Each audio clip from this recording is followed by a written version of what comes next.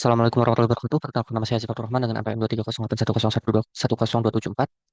Di sini saya akan mempresentasikan hasil review jurnal saya. Yang pertama, judul jurnal yang saya ambil yaitu penerapan metode clustering dengan algoritma Cummins untuk mengelompokkan data migrasi penduduk tiap kecamatan di Kabupaten Rembang dengan nama penulis Naila Nur Afida dan Mas Rukan. Volumenya volume 6 dengan halaman 729 sampai 738 pada tahun 2023.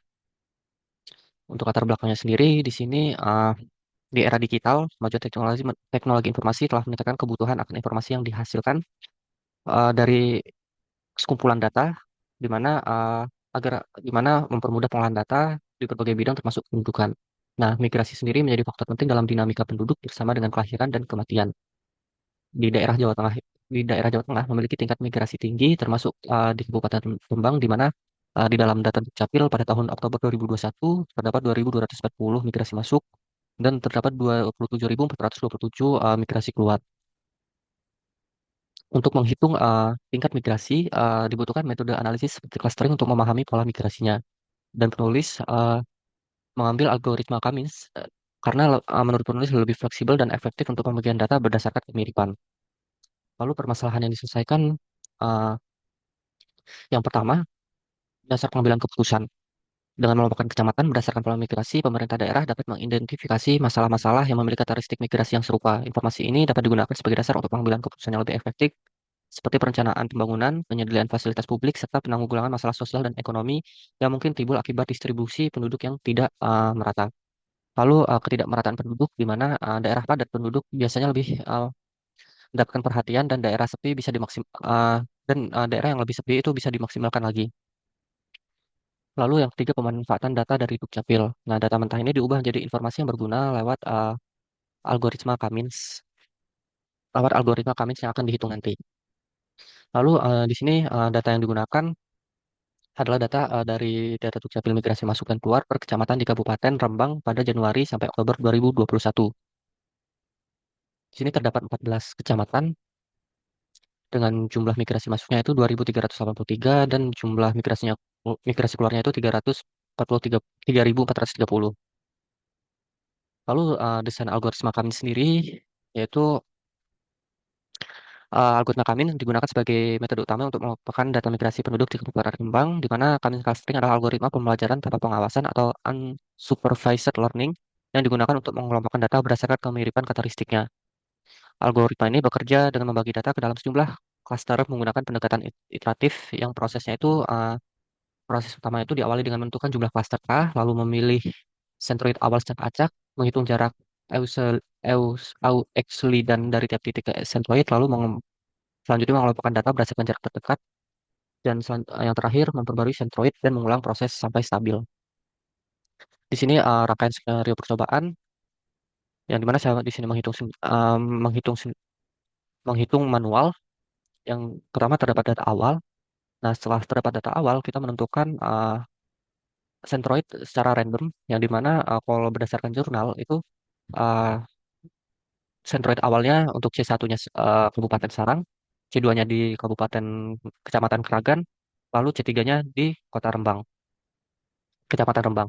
Di mana di sini untuk C1-nya migrasi masuknya itu 146, migrasi keluarnya 290, C2-nya 215, lalu migrasi keluarnya 275, dan C3-nya 454 dengan migrasi keluarnya 662. Nah, setelah kita menentukan sentroid awal, di sini kita menghitung jarak Euclideannya, yang dimana menggunakan rumus akar X1 dikurang XI dikurang XJ pangkat 2 ditambah YI dikurang YC pangkat 2. Nah, di sini saya menghitung menggunakan rumus Excel yaitu SQRT, di mana L4-nya ini adalah migrasi masuknya, lalu kita kurang dengan sentroid awal migrasi masuk, yaitu 146, 42 ditambah dengan M4-nya itu migrasi keluarnya, dikurang dengan sentroid awal migrasi keluarnya, yaitu 290. Nah, lalu kita tentukan lagi jarak Exolidannya dari setiap kecamatan ke jarak ke sentroid kedua. Yang dimana di sini sama migrasi masuknya dikurang dengan sentroid yang C2 di pangkat 2, lalu uh, migrasi keluarnya dikurang dengan centroid migrasi keluar yang kedua. Begitu juga dengan menentukan jarak actually dan ke jarak C3-nya, di mana migrasi masuk dikurang, eh, mig- migrasi masuk kecamatan dikurang dengan centroid ketiga, lalu migrasi keluar dikurang dengan eh, centroid C3 migrasi keluar. Setelah itu kita tentukan klasternya, di mana apa dari semua jarak C1, C2, dan C3 itu mendekati jarak mendekati centroid yang mana. Nah, di sini bisa kita lihat sumber kecamatan sumber itu klasternya C1, kecamatan Bulu C1, Gunem C1, Sali C2, Sarang C1, kecamatan Sedan C1, kecamatan Pamotan C2, lalu kecamatan Sulang C1, Kaliori C2, Rembang C3, Pancur C1, Kragan C2, kecamatan Sluki C1, Lasem, kecamatan C2. Nah, setelah kita berhasil mendapatkan klaster dari iterasi pertama, kita masuk ke iterasi kedua, yang dimana di sini kita menentukan centroid baru dengan eh, menentukan rata-ratanya, di mana di mana di sini migrasi masuknya untuk mencari centroid satu migrasi masuknya, jumlah per tiap kecamatan yang masuk ke centroid satu itu ditambahkan dibagi dengan eh, berapa kecamatan yang masuk ke C1. Nah, di sini bisa kita lihat untuk migrasi masuk C1-nya itu 111,5, untuk keluarnya 180,875. Untuk centroid keduanya sendiri yaitu 207,4. Untuk migrasi centroid keduanya yang untuk migrasi keluarnya itu 264,2. Untuk migrasi C3-nya 454. Untuk migrasi masuk ke centroid ketiganya 662.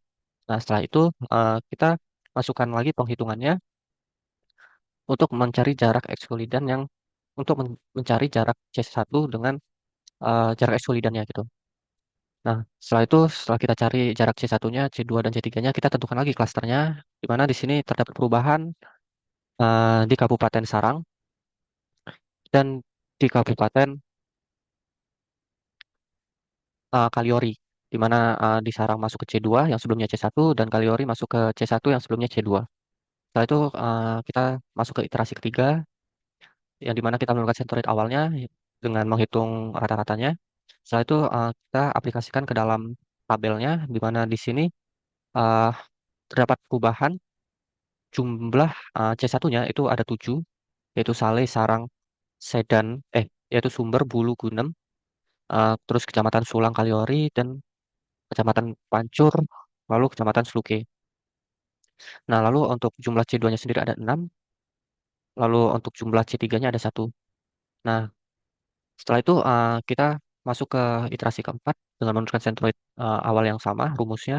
Setelah itu kita aplikasikan lagi. Nah, bisa kita lihat di sini untuk iterasi ketiga dan ke iterasi keempat tidak ada lagi data yang berubah. Maka bisa kita pastikan data-data yang telah kita uh, penghitungan untuk data-data yang kita ambil itu sudah selesai.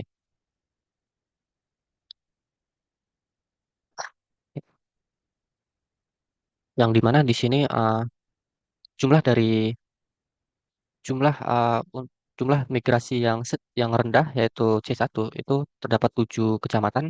Untuk jumlah migrasi yang sedang itu ada 6 kecamatan, dan jumlah migrasi yang banyak itu ada tingkat kepadatannya yang banyak itu ada satu, yaitu Kabupaten Rembang, yaitu C3.